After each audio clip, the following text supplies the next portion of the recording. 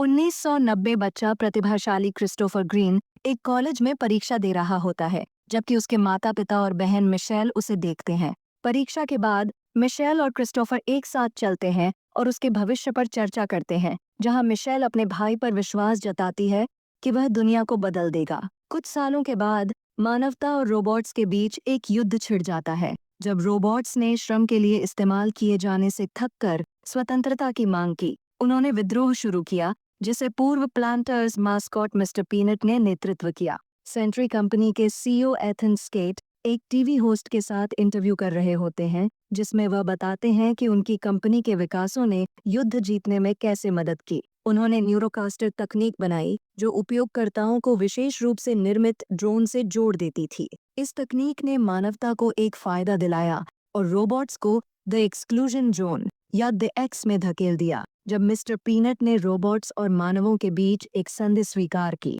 अब लोग कैस्टर्स का इस्तेमाल करके एक आभासी वास्तविकता दुनिया में रहते हैं, जो मानवता से पूरी तरह से अलग है। 1994 मिशेल अब राज्य की संतान है और एक लापरवाह पालक पिता टेड के साथ रहती है। वह स्कूल में न्यूरोकास्टर का उपयोग करने से मना कर देती है और उसे मिस सबलिंस्की से मिलवाया जाता है। मिशेल बताती है कि उसने क्रिस्टोफर और उनके माता पिता को एक कार दुर्घटना में खो दिया था, जब उनके पिता ने एक हिरन को टक्कर मारी थी। उस रात मिशेल अपने घर के बाहर एक छोटा रोबोट पाती है। यह रोबोट कोस्मो है, जो क्रिस्टोफर के पसंदीदा कार्टून किड कोस्मो के नायक की तरह डिजाइन किया गया है। कोस्मो मिशेल को यह विश्वास दिलाता है कि उसे क्रिस्टोफर ने बनाया और नियंत्रित किया था और वह अभी भी जीवित है। टेड को कोस्मो के बारे में जानकारी मिल जाती है, तो मिशेल और कोस्मो को टेड की कार में पुलिस को सूचित करने से पहले भागना पड़ता है। मिशेल और कोस्मो एक विश्राम स्थल पर रुकते हैं, जहां कोस्मो उसे यह बताने की कोशिश करता है कि वह द एक्स में घुसकर डॉक्टर क्लार्क एमहर्स्ट से मिलना चाहता है। वह डॉक्टर जिसने मिशेल को बताया था कि क्रिस्टोफर और उनके माता पिता मर चुके थे, क्योंकि उसे क्रिस्टोफर के शरीर का स्थान पता है। टेड की कार के बूट में मिशेल को कई बॉक्स मिलते हैं, जिनमें NU2U नामक एक गोदाम का पता है, क्योंकि वहां से अधिकांश सामान DX से आता है। दोनों न्यू मैक्सिको की ओर ड्राइव करते हैं और वहां NU2U का लोगो लगा एक ट्रक पाते हैं। वे एक पूर्व सैनिक केट्स को देखते हैं, जो वोल्फ नाम के आदमी के साथ एक सौदा कर रहा होता है।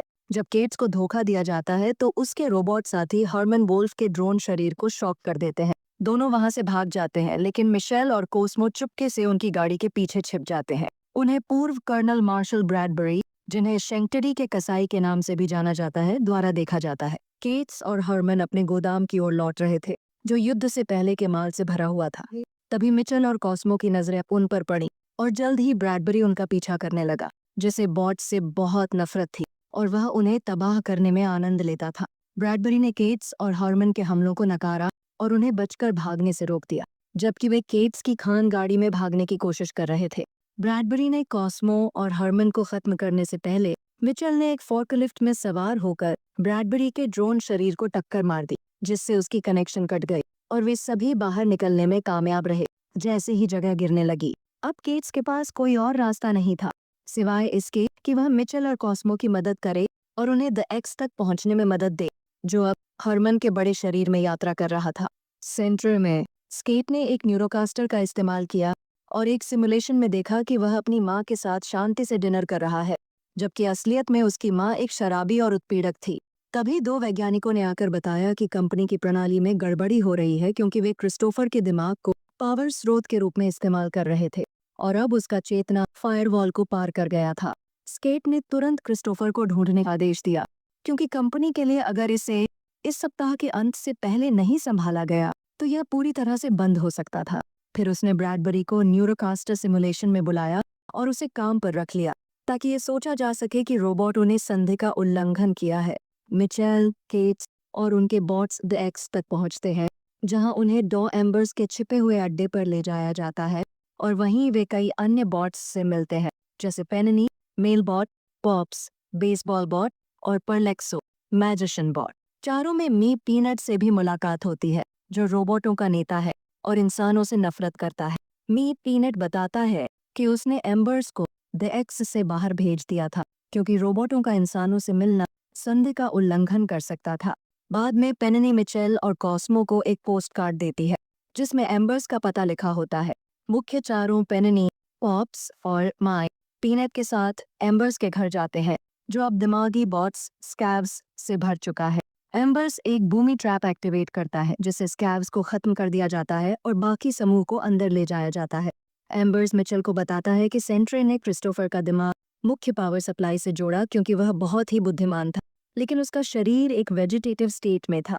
एम्बर्स ने भी एक बॉट बनाया था जिसका नाम था पीसी ने मिचेल को उन परीक्षणों के बारे में बताया जो क्रिस्टोफर के दिमाग को न्यूरोकास्टर और ड्रोन से जोड़ने के लिए किए गए थे।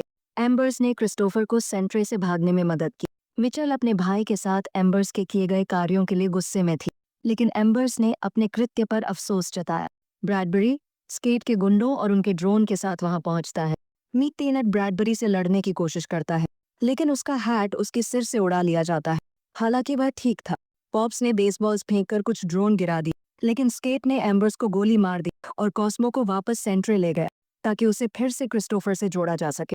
ब्रैडबरी ने कहा कि स्केट के लिए यह कितना बेकार था कि उसने एम्बर्स को मार डाला। हालांकि बॉट्स हारने के कगार पर थे और कॉस्मो को वापस सेंट्रे ले गए ताकि उसे फिर से क्रिस्टोफर से जोड़ा जा सके। ब्रैडबरी ने कहा कि स्केट के लिए यह कितना बेकार था कि उसने एम्बर्स को मार डाला। हालांकि बॉट्स हारने के कगार पर थे। मिचेल ने ठान लिया कि वह अपना मिशन पूरा करेगी और सेंट्रे के मुख्यालय सिएटल जाएगी ताकि वह क्रिस्टोफर को बचा सके। पीसी ने कहा कि वह मदद कर सकता है, लेकिन उसने मिचेल को यह चेतावनी दी कि क्रिस्टोफर का दिमाग और सेंट्रे की प्रणाली आपस में जुड़ी हुई है और यदि एक को खत्म कर दिया गया तो दूसरा भी खत्म हो जाएगा। मिचेल समझ गई और केट्स और बाकी बॉट्स के साथ वहां से रवाना हो गए। बॉट्स ने सेंट्रे पर हमला करना शुरू कर दिया। हर्म ने 60 फीट ऊंचे शरीर में प्रवेश किया ताकि वह आ रहे ड्रोन को नष्ट कर सके। बॉट्स ने ड्रोन से लड़ाई की, जबकि मिचेल अंदर जाने की कोशिश कर रही थी। ब्रैडबरी ने यह महसूस किया कि स्केट इंसानों से भी कम इंसानियत रखता है, इसलिए वह बॉट्स की तरफ मुड़ गया। पीनट के साथ स्केट को ढूंढने के लिए अंदर चला गया। इसी दौरान मिचेल कंट्रोल रूम में पहुंचती है और क्रिस्टोफर से बात करने के लिए वर्चुअल दुनिया में प्रवेश करती है। क्रिस्टोफर ने वही कहा जो एम्बर्स ने कहा था और उसने बताया कि उसका सेंट्रे के साथ संबंध सहजीवी है, इसलिए अगर मिचेल उसे खत्म करना चाहती है तो उसे क्रिस्टोफर को मरने देना होगा। मिचेल ने अपने भाई को अलविदा कहा और मशीनों को बंद कर दिया, जिससे सारे ड्रोन और सेंट्रे की प्रणाली निष्क्रिय हो गई। पीनट ने स्केट को माफ कर दिया क्योंकि अब उसे यह पता था कि जो कुछ उसने बनाया था वह अब खत्म हो चुका था। हर्म का शरीर नीचे आ गया और केट्स ने अपने दोस्त का शोक मनाया जब तक कि एक छोटा संस्करण बाहर नहीं आया। सेंट्रे की प्रणाली के बंद होने से पूरे देश में ब्लैकआउट हो गया और सभी को न्यूरोकास्टर छोड़ने पर मजबूर होना पड़ा ताकि वे फिर से असली दुनिया में लौट सके। स्केट को गिरफ्तार कर लिया गया, जबकि मिचेल ने एक वीडियो प्रसारण किया जिसमें बताया कि न्यूरोकास्टर ने मानव कनेक्शन को कैसे नष्ट किया और अब समय है कि लोग फिर से एक दूसरे से जुड़े। कॉस्मो का शरीर एक कबाड़खाने में फेंक दिया गया, लेकिन उसे फिर से खड़ा होते हुए देखा गया। यह संकेत देता है कि शायद क्रिस्टोफर का कुछ हिस्सा अभी भी बचा है।